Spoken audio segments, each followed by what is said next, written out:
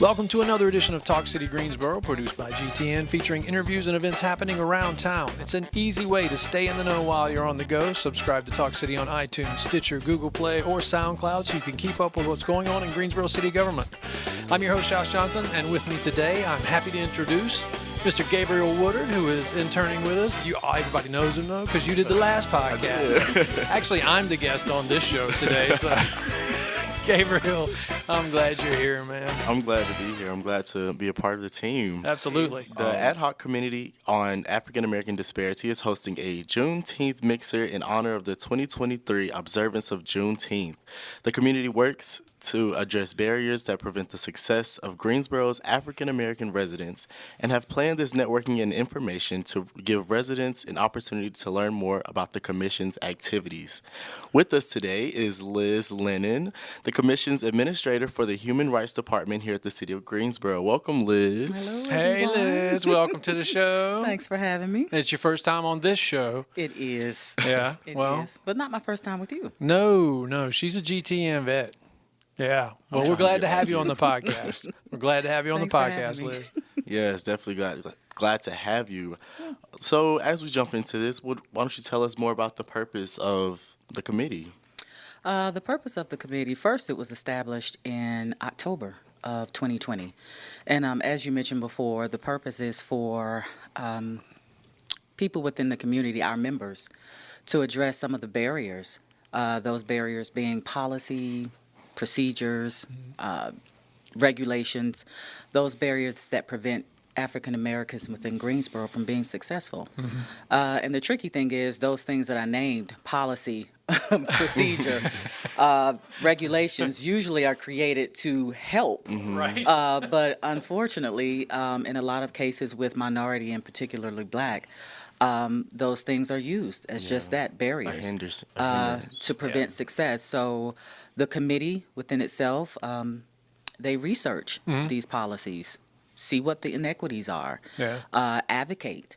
First, you have to let people know that there's an inequity, period, that there's issues and problems. And we do that by having like series, programs, and different things of that nature. And we kind of advocate within the community, and not just to let them know what it's about, but to get their feedback. Yeah. And that's the number one, to get the community feedback on how we're going to address these issues, resolve the issues, as well as have access to these things that we know can make us more successul. And so that's pretty much what the mission of the committee is and what we do. Do they meet monthly? And is it something that's usually open to residents they can come to? Or? Yes. Okay. We are, all of your commissions, Ad-Hoc Committee on African American Disparities meet monthly. Okay. And it is the fourth Thursday of each month. All right. At 6 p.m. Now, of course, COVID did its magic. So we have done most of our meetings virtually. Virtual, yeah. Okay. But we do have a quarterly meeting, and that is in March, June, September, and December. Okay. And all of them are open to the public. Okay. So All right, anytime great. you want to visit, just log on and we're there. Fantastic. Well, tell us about this Juneteenth Mixer. What will it consist of, and kind of what is the goal? The Juneteenth Mixer, actually, once again, as mentioned, COVID unfortunately did its number in a lot of ways.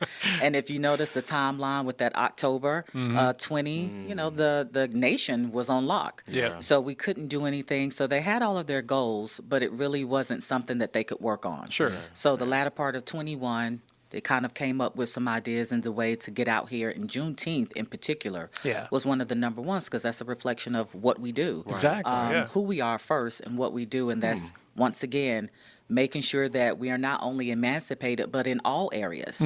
We still are free, but there are still barriers. Yes. And so we wanted to, with this mixer, open it to the public, of course, and allow them to meet some of the committee members, and they get that one-on-one of what the committee does, the steps that we take to get the things done, and, pretty much if they want to be involved. And so that's kind of an open area for them to come and just meet and greet.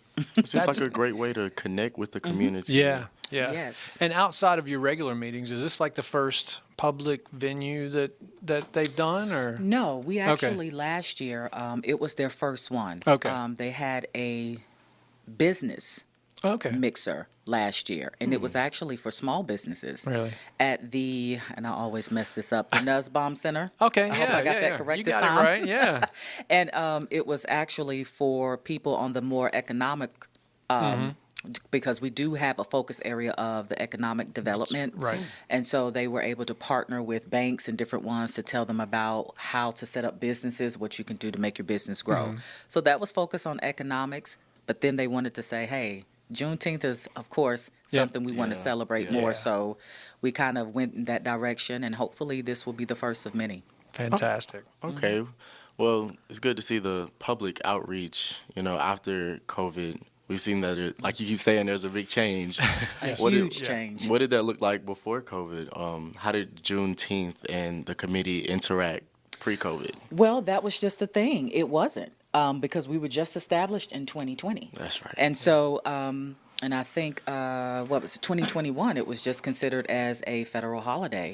And so there wasn't really much action before then. Yeah. So this is really the first of, the Juneteenth, and of course a segue to many more things that we'll have upcoming. Yeah. So what is Juneteenth? Oh, you already asked that question. Sorry. So to segue from my mistake, for those who are not watching us on video, you are missing Gabriel's exceptionally cool Juneteenth T-shirt. So jump over to our the city's YouTube site so you can check out that T-shirt. And hopefully you've forgotten all about my faux pas. Shout out to my auntie. There you go. That's right. And Josh and I are sitting here looking plain Jane. I know, right? I mean, at least y'all are twinning. And his stepping. That part. All right, that's true. So what does the near future look like for the committee? What's coming up? Hopefully very bright. That's our intentions. Our intentions, number one, just making sure that people know we're here.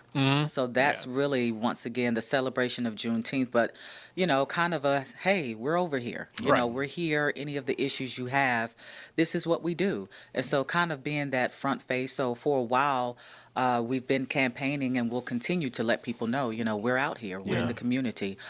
So that's one of our number one goals, is for people to know we exist. And most importantly, not only exist, but they're able to participate. And so we do, of course, as mentioned, have our Juneteenth Mixer that will be annual.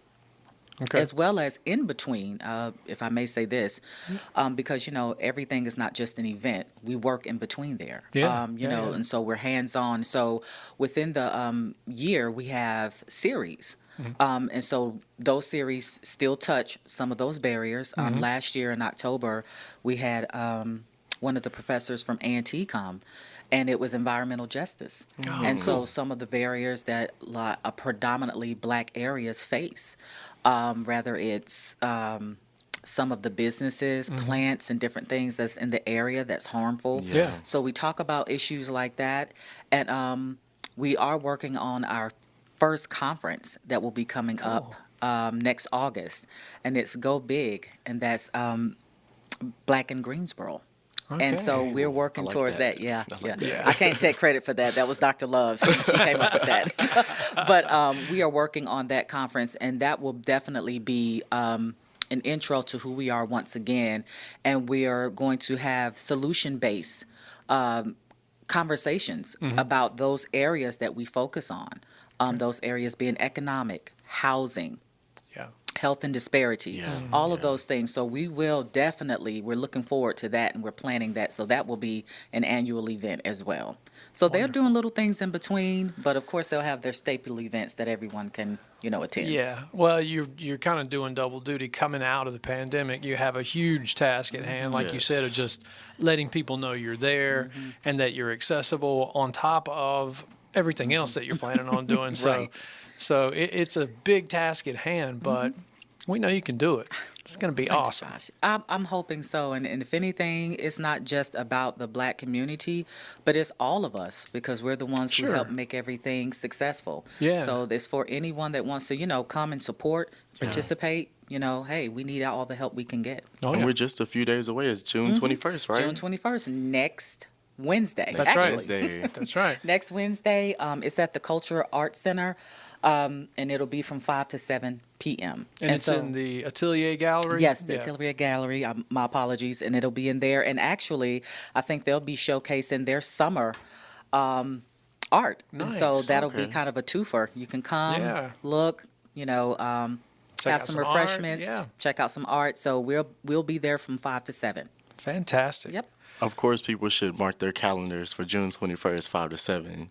Yes. But, just to pick your brain, any other Juneteenth events that people might be able to look out for? So far as us, that's what we're working on. But I know the City of Greensboro has a ton. I think it's JuneteenthGSO.com. I know this weekend. Yeah. If the 15th, kicking off tomorrow through Sunday, I was trying to read everything, but they have a boatload, and I'm trying to make sure. I think it's the gospel. I think it's Sunday. They have a couple of music, food. There's going to be food trucks. All of that. So, and we're hoping in the future to kind of slide in there and partner with, of course, because we're all one, but getting a little bit more involved also with the Greensboro Juneteenth. But I know that it's a boatload of things that they'll be doing this weekend. Oh, wow. I'm looking forward to it. It is the weekend to be here. With our complimentary shirts that we'll be receiving from Auntie. From Auntie. You Put heard a plug in that, there. That part. Oh, that's great. For sure. For more information about the Ad-Hoc Committee on African American Disparity, you can visit www.greensboro-nc.gov/ACAAD. Or ACAAD. Or ACAAD, yes. And you can also visit the city's website and check out the Human Rights Department. Yes, and it will give all of the announcements, meetings, all of our events, everything that you need. Wonderful. Great. Well, Liz, we can't thank you enough for being on the show. It has been a pleasure as always. Thank you. And, always my pleasure. Well, our door is open. You call us. We'll get together and do it again. Please do. All right. Thank you. Stay tuned in weekly by subscribing to Talk City Greensboro on iTunes, Stitcher, and Google Play. And don't forget you can download Talk City from SoundCloud. That's it for this week. Thank you for tuning in to Talk City. Be sure to watch GTN, your official source for news and information about the City of Greensboro. GTN is available on Spectrum Channel 1. Spectrum Channel 13 and AT&T UVerse Channel 99. And Lumos Channel 31. GTN also streams live on Roku and the city's website at greensboro-nc.gov. We were in harmony. We were. Thanks for listening, everybody.